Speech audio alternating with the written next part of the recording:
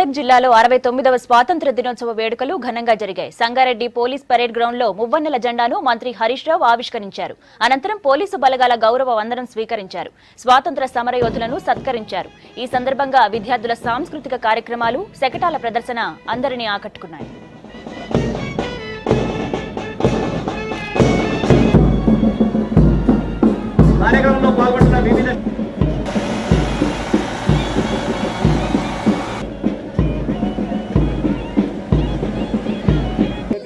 ఈ సంవత్సరం 1869 చెరువులను పునరుద్ధరించాలని నిర్ణయించాం.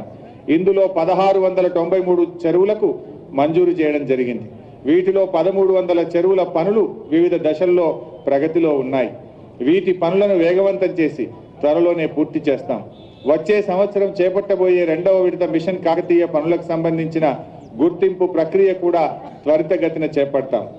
జిల్లాలో నీటిపారుదల ప్రాజెక్టులు గత ప్రభుత్వాల హయాంలో పూర్తిగా నిర్లక్ష్యానికి గురయ్యాయి. అంతేకాకుండా జిల్లాలో 9 సంవత్సరాలుగా పెండింగ్లో ఉన్న సింగూరు ప్రాజెక్టు లిఫ్ట్ పనులను, దానిపై నిర్దేశించిన 40,000 ఎకరాలకు ఆయకట్టుకు నీరందించేందుకు గాను పనులన్నింటినీ యుద్ధ ప్రాతిపదికన కొనసాగిస్తున్నాం.